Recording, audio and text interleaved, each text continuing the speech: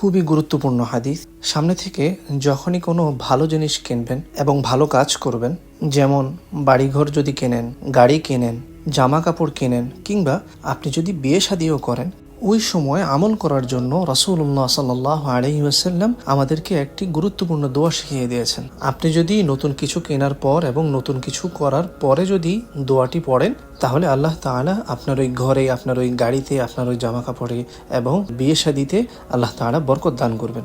দোয়াটা আপনিও আমার সাথে সাথে বলুন, ইনশাআল্লাহ মুখস্থ হয়ে যাবে। আল্লাহুম্মা ইন্নী আসআলুকা খায়রাহা وخير ما جبلتها عليه وأعوذ بك من شرها وشر ما جبلتها عليه। খুবই সহজ একটি দোয়া।